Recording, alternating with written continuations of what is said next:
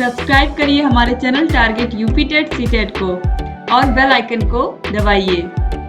Hello दोस्तों, मैं आनंद स्वागत करता हूं आप सभी का आपके अपने चैनल और app target UP TET CTET में। दोस्तों, जैसा कि आपको पता है, पूरा गणित विषय और पूरा कंप्यूटर विषय मैंने पढ़ा दिया है। पूरा राजन पवन सीरीज, पूरा जितना क्लासेस है चैप्टर वाइज मैंने पढ़ाया है। हैंड रिटन नोट्स के माध्यम से आपको पढ़ाया है और प्रीवियस ईयर जितने भी क्वेश्चन पेपर हैं सभी मैंने सॉल्व करा दिए हैं। बस बच गया था 2021 का। 22 का तो मैंने जिस दिन परीक्षा हुआ था उसी दिन सॉल्व कराया था, और इसी तरीके से सभी प्रश्न पत्र आपको सॉल्व मिल जाएंगे पुराने वर्षों के। और यहाँ पे 2021 का हम लोग आज देखने वाले हैं। यह एक वर्ष का पेपर रह गया था सॉल्व कराने को, तो यह मैं आज करा दे रहा हूँ। अब आपका पूरा कंप्लीट है, यह समझिए। अब इसके बाद मैं आपके लिए लेकर के आऊंगा मॉडल पेपर, मतलब जैसे प्रश्न आपका जैसा प्रश्न पत्र एग्जाम में बनेगा वैसा ही क्वेश्चन पेपर मैं आपके लिए लेकर के आऊंगा, और वह भी आप प्रैक्टिस करके जाइएगा। आपकी तैयारी बहुत अच्छी हो जाएगी, ठीक है। तो previous year question paper solve करना आप खुद से देखिए, बैठिए, समय निकाल के बैठिए 1 घंटे का, ठीक है। अभी समय देख लीजिए और देखिए कब तक आप इस पेपर को जल्दी से जल्दी सॉल्व कर पाते हैं, ठीक है। तो हम जल्दी से जल्दी पूरा सॉल्व करते हुए समझाते हुए मैं चलूंगा, ठीक है। आप लोग जैसे जैसे क्वेश्चन अटेम्प्ट कर लीजिएगा वैसे वैसे आगे बढ़ते जाइएगा। तो चलिए सभी प्रश्नों को सॉल्व करते हुए चलिए। आपको पता है कि 1 घंटे का पेपर होता है और 25 नंबर का पेपर होता है, जिसमें 5 नंबर के बहुविकल्पीय आपके आते हैं और 6 नंबर के आपके अतिलघुत्तरीय, और बाकी 7 क्वेश्चन जो हैं वह लघुत्तरीय 2-2 नंबर के आते हैं। अब इसी 1 घंटे में आपको जल्दी से जल्दी सब कुछ करना होता है, इसलिए आपकी प्रैक्टिस बहुत अच्छी चाहिए, आपकी स्पीड बहुत अच्छी चाहिए, ठीक है। तो इसलिए प्रैक्टिस जरूर ज्यादा से ज्यादा करके आप जाइएगा गणित विषय में। अब देखिए, पहला है द्रव्यमानों 50 ग्राम और 1/2 किलोग्राम का अनुपात है। अब यहाँ पे द्रव्यमानों का अनुपात पूछ रहा है, मतलब कुछ भार आपको एक तरीके से समझिए, वेट दिया गया है, इसका अनुपात यहाँ पे आपको लेना है। तो 50 ग्राम का और आधा किलोग्राम दिया है। तो देखिए, अनुपात हमेशा समान राशियों में निकलता है, ये मैंने आपको बताया है। तो यहाँ पे क्या करेंगे, पहले जो आधा किलोग्राम है उसको ग्राम में बनाएंगे। तो किलोग्राम में जो दिया गया है उसको ग्राम में बनाने के लिए 1000 से गुणा करेंगे, तो ये हो जाएगा 500 ग्राम, ठीक है। अब अनुपात लीजिए, तो ये हो जाएगा 50/500। शून्य से शून्य कट जाएगा, 5 से काटेंगे 50 को, 10 बार में कट जाएगा, तो ये कितना आ जाएगा 1/10, यानी कि इसको कितना लिख सकते हैं 1:10 का अनुपात हो जाएगा। तो ऑप्शन सा जो है यहाँ पे यह बिल्कुल सही हो जाएगा। अनुपात कितना आएगा 1:10 का अनुपात आएगा, ठीक है। अनुपात में हमेशा याद रखिएगा, जो समान राशियां होती हैं उन्हीं में समान इकाइयों में अनुपात निकाला जाता है। अब इसके बाद नेक्स्ट क्वेश्चन देखिए, अर्धवृत्त में स्थित कोण का मान होता है। तो आपको पता है कोई वृत्त है और वृत्त में व्यास द्वारा जो बना कोण होता है परिधि पे, यानी कि अर्धवृत्त में जो बना कोण होता है वह कोण सम कोण होता है, यानी कि 90 अंश का कोण होता है। तो यहाँ पे देखिए 80 दिया है, 60 दिया है, π/2 दिया है। तो π/2 रेडियन की भी वैल्यू जो होती है वह 90 डिग्री होती है, ठीक है। तो यहाँ पे ऑप्शन सा 90 अंश जो है ये बिल्कुल सही हो जाएगा। इसके बाद देखिए थर्ड है, नीचे दिए गए खातों के प्रकार में कौन से बैंक खाते पर बैंक ब्याज नहीं देता है। तो कौन से खाते पर बैंक ब्याज नहीं देता है, बचत खाता, सावधि खाता, आवर्ती खाता या चालू खाता। तो चालू खाता जो बिजनेस पर्पजेस से खोला जाता है, करेंट अकाउंट, तो उस पे जो है बैंक कोई ब्याज नहीं देता। तो ऑप्शन दा यहाँ पे सही हो जाएगा। इसके बाद देखिए नेक्स्ट प्रश्न संख्या 4 है, ए एक समुच्चय है, बी एक समुच्चय है। यहाँ पे बी इक्वल टू इनको लिखना था, ये छूट गया है। अब a माइनस बी समुच्चय क्या होगा यह यहाँ पे पूछ रहा है। तो अब देखिए a माइनस बी समुच्चय का मतलब क्या होता है, इसका मतलब होता है a समुच्चय में से ऐसे समुच्चयों को निकाल देना जो b में ऐसे a में से ऐसे पदों को निकाल देना जो b समुच्चय के पद हैं।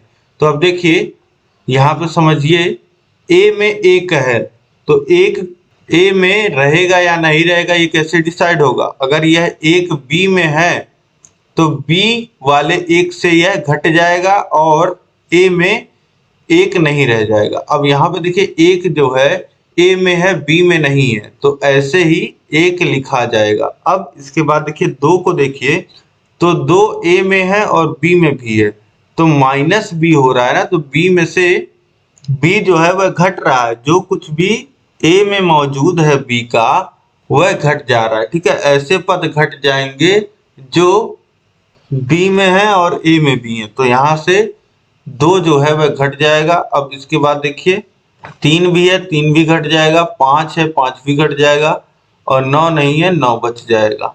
तो इस तरीके से हमने ए में से ऐसे पद निकाल दिए जो बी में भी हैं। ठीक है, तो इस तरीके से यह कितना आ जाएगा, ये समुच्चय जो आ जाएगा वह ए कामा 9 का समुच्चय होगा। ऑप्शन बा जो है यहाँ पे यह बिल्कुल सही हो जाएगा। इसके बाद देखिए नेक्स्ट क्वेश्चन है प्रश्न संख्या 5, 1/2 के घाते ऋण 2 गुणे 1/2 के घाते 2। तो अब देखिए आधार जब समान है तो घाते जुड़ जाती हैं, यानी 1/2 के घाते ये क्या हो जाएगा, ऋण 2 धन 2। तो ये हो जाएगा 1/2 के घाते 0 और किसी भी संख्या के घात में 0 का मान होता है 1। तो यहाँ पे मान आ जाएगा 1। ऑप्शन बा जो है यहाँ पे ये बिल्कुल सही हो जाएगा 1। तो इस तरीके से 5 अतिलघुत्तरीय प्रश्न जो दिए गए थे इनको आसानी से आप हल कर लोगे। देखिए अनुपात का, वृत्त का और बैंक का और समुच्चय का और घात वाला घातांक का क्वेश्चन यहाँ पे बन चुका है। अब इसके बाद हम लोग देखते हैं अगला प्रश्न है प्रश्न संख्या 6 लॉग। अब यहाँ पे देखिए थोड़ा सा प्रिंटिंग मिस्टेक है, इन्होंने दशमलव नहीं लगाया जबकि प्रश्न जो पूछा था वहां पे दशमलव लगा हुआ है। ये प्रश्न है लॉग 0.09 बेस 0.3 का मान ज्ञात कीजिए। तो अब इसका मान ज्ञात करने के लिए क्या करेंगे, देखिए लॉग 0.09 को लिख सकते हैं 0.3 का स्क्वायर और बेस में है 0.3। अब देखिए जो घात में होता है वो लॉग में आगे लिखा जाता है गुणे के रूप में, तो ये हो जाएगा 2 गुणे लॉग 0.3 बेस 0.3। तो अब लॉग n बेस n क्या होता है, 1 होता है, यानी कि लॉग 0.3 बेस 0.3 इसकी वैल्यू क्या हो जाएगी, 1 हो जाएगी, यानी कि यह 2 गुणे 1 हो जाएगा, वैल्यू कितनी आ जाएगी 2। तो यहाँ से इसका जो मान आ जाएगा वह 2 आ जाएगा, बस दशमलव यहाँ छूटा था जो लगा लीजिएगा आप। अब इसके बाद नेक्स्ट क्वेश्चन देखिए प्रश्न संख्या 17 है x के घाते a माइनस बी गुणे x के घाते b माइनस सी गुणे x के घाते c माइनस a का मान ज्ञात करो। तो चलिए देखते हैं। देखिए दिया गया है x के घात में a minus b into x के घात में b minus c into x के घात में c माइनस a। प्रश्न में जहां आपको कुछ नहीं दिख रहा है ये गुणे का चिन्ह है, ठीक है, बीच में। तो अब देखिए सभी जो आधार है वह x से ही है, ठीक है, तो घाते जो हो जाएंगी वह जुड़ जाएंगी, आपको पता है। तो x के घात में हो जाएगा a माइनस बी धन b माइनस सी धन c माइनस a, ठीक है, ये हो जाएगा, ये आपस में जुड़ जाएंगे। अब देखिए x के घात में ब्रैकेट खोल लीजिए तो भी यही लिखा आएगा a माइनस बी और b माइनस सी फिर प्लस c माइनस a। अब देखिए पावर में ही यहाँ पे प्लस a है, यहाँ पे माइनस a, ये आपस में कट जाएगा, यहाँ माइनस b है और यहाँ प्लस b है और यहाँ माइनस c है, यहाँ प्लस c, तो आपस में सभी शून्य हो जाएंगे। घात में क्या बचेगा, x के घाते शून्य, और किसी भी चर अचर के घात में अगर शून्य लिखा है तो उसका मान क्या होता है, 1 होता है। तो यहाँ पे वैल्यू कितनी आ जाएगी, 1 आ जाएगी। अब इसके बाद नेक्स्ट क्वेश्चन देखिए प्रश्न संख्या 8 है 3000 का 5% वार्षिक ब्याज की दर से 18 माह का साधारण ब्याज ज्ञात कीजिए। साधारण ब्याज निकालना है, यहाँ पे साधारण ब्याज निकालना है और ये कितना, मूलधन है 3000 और दर है 5% और समय कितना है 18 माह। देखिए जो ब्याज है वह वार्षिक ब्याज देय है, ठीक है, और साधारण ब्याज है, तो फॉर्मूला लगा लीजिए सिंपल इंटरेस्ट। साधारण ब्याज का फॉर्मूला होता है मूलधन गुणे दर गुणे समय बटे 100। अब यहाँ पे देखिए दिया गया है जो मूलधन जो P की वैल्यू दी गई है वह 3000 दी गई है, R की जो वैल्यू दी गई है वह 5% दी गई है और समय जो दिया गया है वह 18 माह दिया गया है। 18 माह, जबकि हमको इसको वार्षिक रखना होता है, वर्षों में रखना होता है, तो 18 में 12 से भाग कर देंगे तो यह वर्षों में बदल जाएगा। अब देखिए 6 से काटेंगे तो ये 3 बार में और ये 2 बार में कट जाएगा, यानी कि 3/2 वर्ष, या जिसे 1.5 भी लिख सकते हैं। अब यही वैल्यूज पुट कर दीजिए तो सिंपल इंटरेस्ट बराबर हो जाएगा 3000 गुणे दर 5 है, समय है 1.5 और बटे में है 100। देखिए 2 शून्य कट जाएगा और 30 का गुणा 1.5 में करेंगे तो ये हो जाएगा 15 गुणे 3 गुणे 5, ये बचेगा 15 3 45 गुणे 5 बच जाएगा। फिर गुणा कर लीजिए, 5 25 25 के 5 हाथ से लगा दो, 5 + 20 तो 22, यहाँ पे कितने आ गए 225 रुपए। यह आ गया सिंपल इंटरेस्ट, साधारण ब्याज ही आपसे पूछा जा रहा था प्रश्न में। देखिए तो 18 माह का साधारण ब्याज ज्ञात कीजिए तो आ जाएगा 225 रुपए। अब इसके बाद नेक्स्ट क्वेश्चन देखिए, किसी वृत्त की छेदक रेखा वृत्त को कितने बिंदुओं पर प्रतिच्छेदित करती है? तो कोई भी छेदक रेखा है तो वह वृत्त को 2 बिंदुओं पर काटती है या प्रच्छेदित करती है। यहाँ से आप लिख सकते हैं कि वृत्त की जो छेदक रेखा है वह वृत्त को 2 जगह पर प्रच्छेदित करती है। इसके बाद देखिए प्रश्न संख्या 10 है, एक व्यक्ति 25 रुपए वाले शेयरों में 2500 की पूंजी लगाता है। जब शेयरों का मूल्य 30 हो जाता है तो बेच देता है। व्यक्ति को हुए लाभ की गणना कीजिए। अब देखिए व्यक्ति जो है वह शेयर जो है वह 25 रुपए के दाम से खरीद रहा है, ठीक है, और कितना रुपए लगा रहा है 2500 रुपए लगा कर, ठीक है। अब यहां से हम लोग निकाल लेते हैं कि कितना शेयर उसने लिया होगा। शेयर की संख्या यहां से निकाल लेते हैं तो ये कितना आ जाएगा, ये आ जाएगा 2500 रुपए उसने लगाया है और 25 से भाग कर देंगे, यानी कि 100 शेयर उसने लिए हैं। अब वह क्या कर रहा है, वह इन्हीं 100 शेयरों को 30 रुपए के दाम से बेच रहा है। 100 शेयर को 30 रुपए के दाम से बेचने पर कितना मूल्य मिलेगा, मूल्य बराबर हो जाएगा 30 गुणे 100, तो यह आ जाएगा 3000। और लाभ अगर निकालना हो कितना लाभ हुआ है तो उसने 3000 कमाए और लगाए कितने थे 2500 रुपए, तो ये हो जाएगा 500 रुपए उसका लाभ हो जाएगा। तो ये समझ गए आप, पहले 2500 रुपए लगाया था और 25 रुपए शेयर का दाम बताया था तो हमने शेयरों की संख्या निकाल लिया। अब शेयर कितने में बिकेंगे 30 रुपए के हिसाब से ये हमने निकाल लिया, और उसके बाद हम लोग जितना पैसा उसने लगाया था और जितना कमाया है दोनों का डिफरेंस ले लेंगे, हमको पता चल जाएगा। अब इसके बाद नेक्स्ट क्वेश्चन हमको देखना है तिलक उत्तरी का लास्ट क्वेश्चन।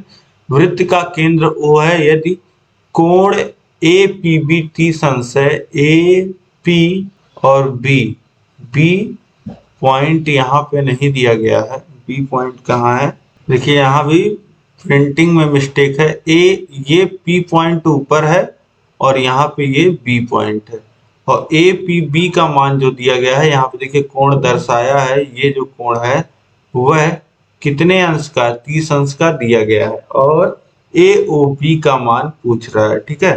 तो अब यहाँ से हम लोग लिख सकते हैं जब इसका मान 30 अंश है तो किसी जीवा द्वारा केंद्र पे बना कोण परिधि पे बने कोण का दूना होता है, यानी कि एंगल AOB बराबर हो जाएगा 2 इंटू एंगल APB, और APB की वैल्यू हमको पता है 2 गुणे 30 अंश, यानी कि इसका मान कितना हो जाएगा 60 अंश। AOB का मान जो आ जाएगा वह 60 डिग्री आ जाएगा। यहाँ पे देखिए ऑप्शन में दिया गया है ऑप्शन 2 60 अंश, ये बिल्कुल सही हो जाएगा। इसके बाद देखिए अब लघुत्तरीय प्रश्न स्टार्ट हो रहे हैं। ये प्रश्न 2 नंबर के होते हैं, मोस्टली 2 स्टेप 3 स्टेप में ऐसे सॉल्व होते हैं। ठीक है, तो यहाँ पे देखिए लघुत्तरीय प्रश्नों में पहला प्रश्न है, प्रश्न संख्या 12 है। दिए गए चित्र में O केंद्र है, चक्रीय चतुर्भुज ABCD में कोण ADC ये जो कोण है वह 100 अंश का है।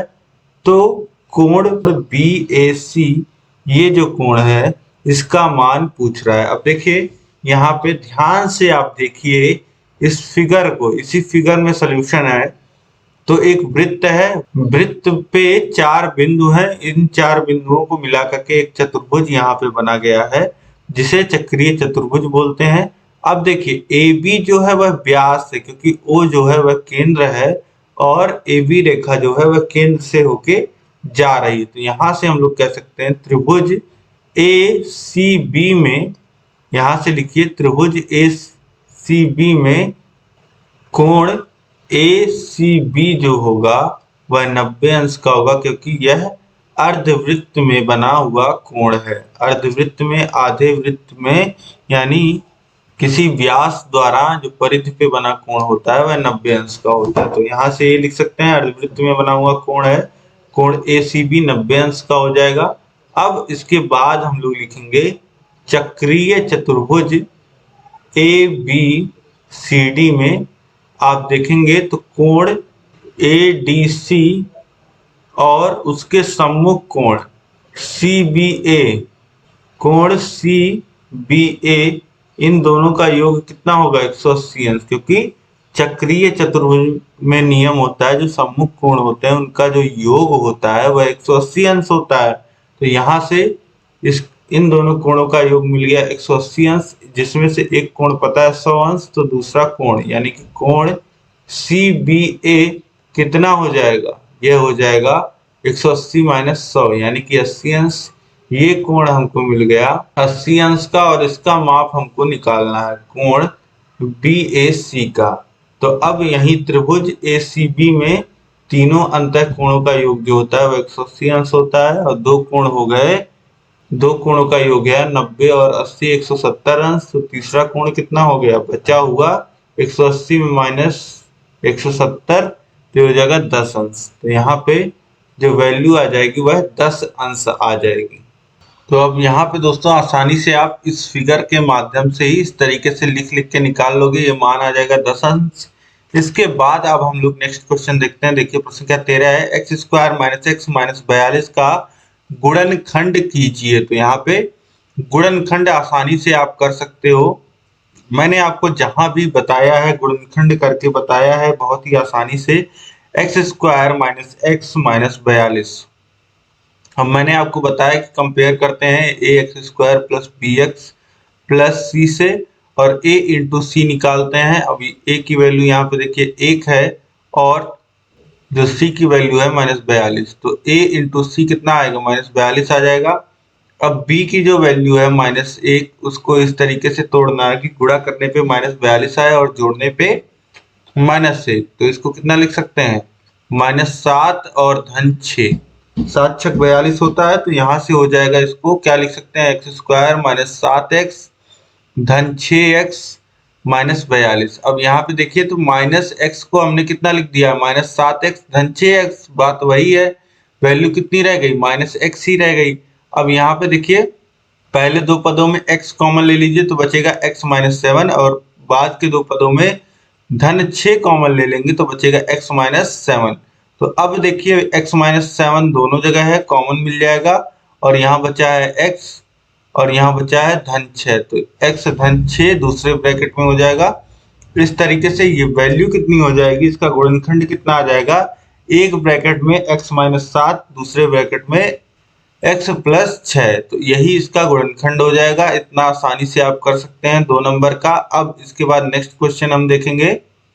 देखिए प्रश्न संख्या 14 है, 1000 का 10% वार्षिक ब्याज की दर से 1 वर्ष का चक्रवृद्धि ब्याज ज्ञात करें यदि ब्याज छमाही चक्रवृद्धि देय हो। देखिए 1000 का 10% वार्षिक ब्याज की दर से 1 वर्ष का चक्रवृद्धि ब्याज निकालना है, जबकि ब्याज जो है वह छमाही देय है। तो देखिए छमाही जब देय होता है तो दर जो होता है वह आधा हो जाता है और जो समय होता है उसको हम लोग छमाही में कैलकुलेट करते हैं। 1 साल दिया गया है तो 1 साल में क्या छमाही होती है?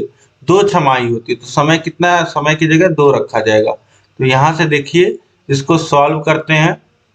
क्वेश्चन नंबर 14 है, जो मूलधन दिया गया है वह 1000 रुपए दिया गया है। जो दर दिया गया है आर वह दिया गया है 10% का, लेकिन जो बताया गया ब्याज लग रहा है वह छमाही लग रहा है। ठीक है, तो अभी दर आधी लिखेंगे हम। अब इसके बाद देखिए समय जो दिया गया है वह 1 वर्ष का दिया गया है।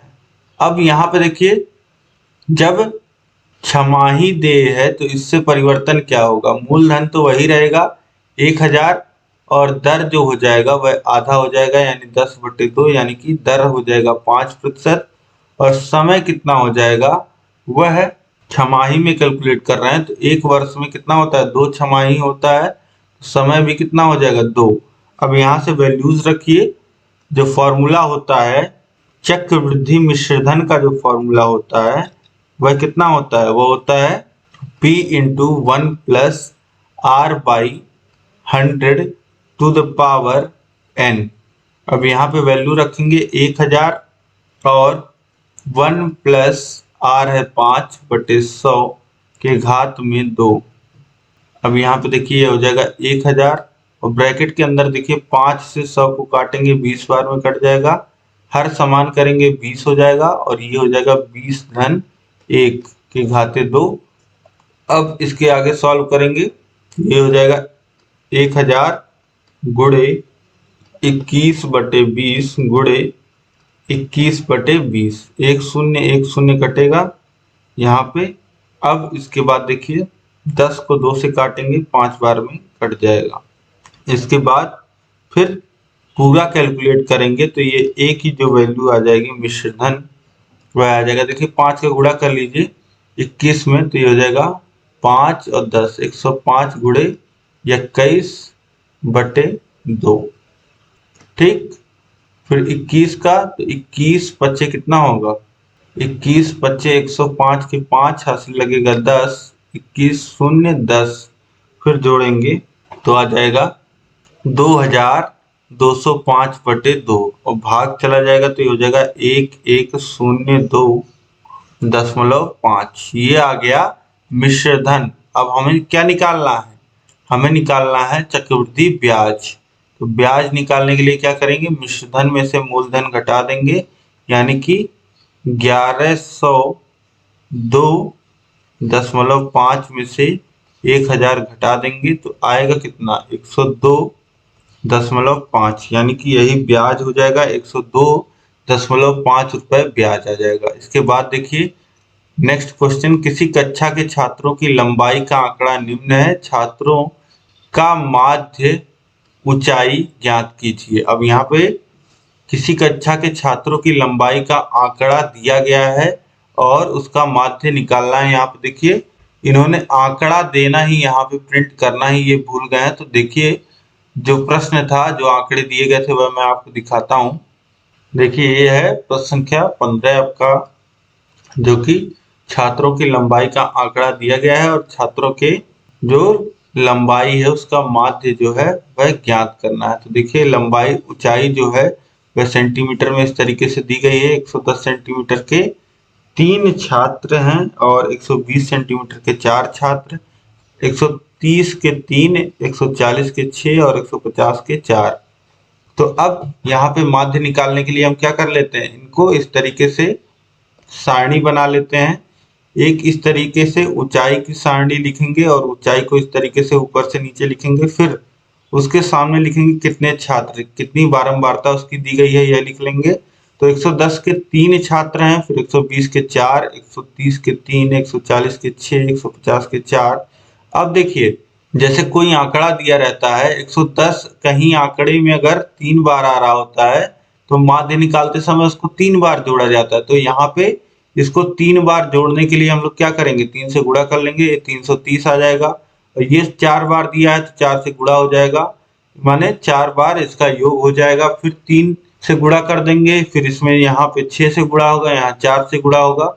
तो इस तरीके से ये जो आंकड़े हैं इनका जोड़ इस तरीके से इतना इतना आ जाएगा। फिर पूरा जोड़ जो हमको निकालना होगा तो हम सिग्मा एफएक्स यहाँ पे निकाल लेंगे, जो कि आ जाएगा 2640। और कितने छात्र हैं यह निकालने के लिए हम लोग क्या करेंगे, उनकी बारंबारताओं को जोड़ लेंगे। तो यहाँ पे बारंबारता जोड़ेंगे तो 20 छात्र हमको मिलेंगे। अब समांतर माध्य निकालने के लिए हम क्या करेंगे, समांतर माध्य का फॉर्मूला आता है sigma F x by sigma F. ये हो जाएगा 2640 भागा 20, शून्य से शून्य कट जाएगा, 2 से कटेगा, 132 सेंटीमीटर आ जाएगा। अब यहाँ पे देखिए बहुत ही आसानी से हमने हल कर लिया है। बस कुछ नहीं, सभी छात्रों के जो ऊंचाइयों का वह योग हो रहा है, एक तरीके से आप देख रहे हैं, और जितने छात्र हैं उससे भाग हो रहा है। साधारण जैसे सिंपली आंकड़े दिए रहते हैं तब आप निकालते हैं, उसी तरीके से यहाँ भी हो रहा है। बस ये है कि थोड़ा सा कैलकुलेशन हम पहले कर लेते हैं ताकि चीजें आसान हो जाए। अब इसके बाद देखिए नेक्स्ट क्वेश्चन है प्रश्न संख्या 16, 25 के घाते ऋण 3 गुणे 1/8 गुणे 3 के घाते ऋण 3 गुणे 4/3 के घाते ऋण 2 गुणे 10 के घाते 2 को सरल कीजिए। तो चलिए सरल करते हैं, देखते हैं कितना मान आता है। ये है हमारा प्रश्न संख्या 16। देखिए दिया गया है 25 के घाते ऋण 3, तो इसको कितना लिख सकते हैं, 1/25 के घाते धन 3, इतना लिखा जा सकता है। फिर दिया गया है 1/8, फिर गुणे दिया गया है 3 के घाते ऋण 3, तो इसको लिखा जा सकता है 1/3 के घाते धन 3। फिर गुणे दिया गया है 4/3 के घाते ऋण 2, तो 4/3 को अगर पलट दिया जाए तो घात जो है वो पॉजिटिव हो जाएगी, यानी कि 3/4 कर देंगे और घात में हो जाएगा धन 2। फिर गुणे 10 के घाते 2। अब इसके बाद सॉल्व करिए, ये हो जाएगा 1/25 गुणे 25 गुणे 25, और ये हो जाएगा 1/8, और ये हो जाएगा 1/3 गुणे 3 गुणे 3, और ये हो जाएगा अंश में 3 गुणे 3 और हर में 4 गुणे 4, और ये हो जाएगा गुणे में 100 लिख सकते हैं। तो देखिए 25 से 100 को काटेंगे 4 बार में कट जाएगा, और इस 4 से इस 4 को काट देंगे। अब देखिए यहाँ पे 2 3 अंश में है, यहाँ पे 2 3 हर में है, तो ये कट जाएगा। अब इसके बाद देखिए 8 का गुणा होगा 25 में, तो ये हो जाएगा कितना, 25 अट्ठे 200, फिर गुणे 25, और फिर गुणे 1/3 है, और फिर गुणे 1/4 बचा हुआ है। बाकी सब तो देखिए कैंसिल आउट हो गए हैं। अब यहाँ पे 25 का गुणा 200 में हो जाएगा, तो ये कितना हो जाएगा, 25 दूनी 50 और 2 शून्य। फिर इधर देखिए 3 का गुणा हो जाएगा 12 में। अब देखिए 12 25 60 और 3 शून्य, यानी कि 1/60,000। ये मान कितना आ जाएगा, 1/60,000 मान आ जाएगा। इस तरीके से ये सरल हो जाएगा। इसके बाद देखिए, इसके बाद नेक्स्ट क्वेश्चन है प्रश्न संख्या 17 है।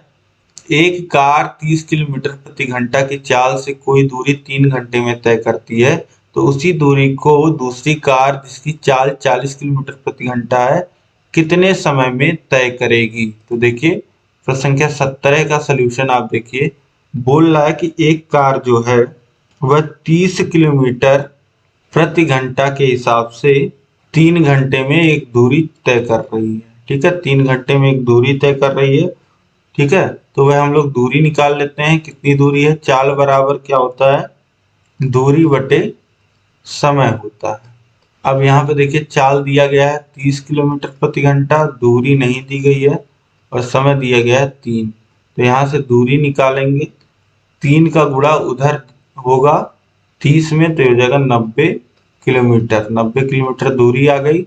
अब 90 बोल रहा है, यही 90 किलोमीटर की दूरी दूसरी कार 40 किलोमीटर प्रति घंटे के हिसाब से कितने देर में कितने समय में तय करेगी। तो यहाँ पे इसी फॉर्मूले को लिख सकते हैं, समय बराबर दूरी बटे चाल। अब यहाँ पे दूसरी कार की बात हो रही है, दूरी हमको पता है, इस कार को भी 90 किलोमीटर जाना है, और चाल हमको पता है यह 40 किलोमीटर प्रति घंटे के हिसाब से चल रही है। तो इसको कितना समय लगेगा, शून्य से शून्य काटिए, 9/4, या जिसे लिख सकते हैं 2 सही 1/4 घंटा, ठीक है। या इसे मिनट में बदलना चाहें तो 2 घंटे पूरे पूरे लगेंगे, 2 घंटा, और 1/4 घंटा यानी कि 15 मिनट और लगेगा। तो 2 घंटे 15 मिनट में यह जो दूसरी कार है वह उस दूरी को तय कर लेगी। अब इसके बाद देखिए नेक्स्ट क्वेश्चन है, प्रश्न संख्या 18 है x³ - x। तो यहाँ पे देखिए x पहले ही कॉमन ले लेंगे, गुणनखंड करना है तो ये हो जाएगा x² - 1। अब इसको बराबर लिख सकते हैं x इंटू x² - 1 का स्क्वायर। यहाँ पे फॉर्मूला लग जाएगा a² - b² का, ये होता है एक ब्रैकेट में a + b, दूसरे ब्रैकेट में a - b। तो यहाँ से इसको लिख सकते हैं x इंटू x + 1 एक ब्रैकेट में और दूसरे ब्रैकेट में x - 1। यही इसका गुणनखंड हो जाएगा। बहुत ही आसानी से आप कर सकते हैं। तो उम्मीद है यहाँ पे देखिए सभी प्रश्न जो है वह बहुत ही आसानी से आपने हल कर लिए।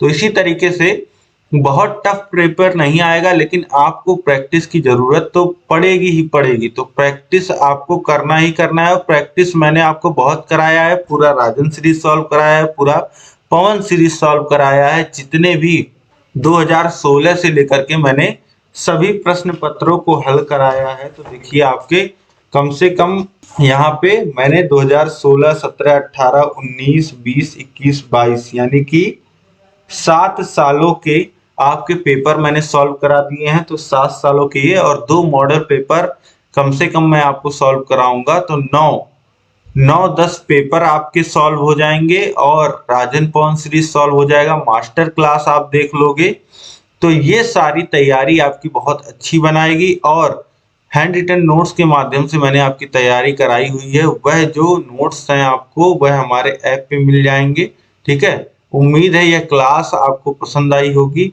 ठीक है। तो इस क्लास को, इस पेपर सोल्यूशन को लाइक कर दीजिए, अपने दोस्तों में शेयर करिए ताकि सभी लोग इसी तरीके से सॉल्व पेपर को आसानी से हल कर पाएं और कम समय में हल कर पाएं, उनकी प्रैक्टिस अच्छी हो। और अभी तक अगर आपने चैनल को सब्सक्राइब नहीं किया तो चैनल को सब्सक्राइब कर लीजिए, उसके बगल बेल आइकन है उस पर ऑल सेलेक्ट कर लीजिए। अब देखिए नीचे डिस्क्रिप्शन में लिंक दिया गया है, वहां से जाकर के आप सभी विषयों को पढ़ सकते हैं। और सभी विषयों के नोट्स अगर आपको चाहिए, हैंड रिटन नोट्स, पीडीएफ चाहिए, टेस्ट सीरीज चाहिए, राजन पवन सीरीज का पीडीएफ चाहिए और बिना डिस्टरबेंस के आपको पढ़ना है, तो ये सभी चीजें कम समय में आपकी बेहतरीन तैयारी होगी हमारे ऐप के माध्यम से। ऐप का लिंक नीचे दिया गया है।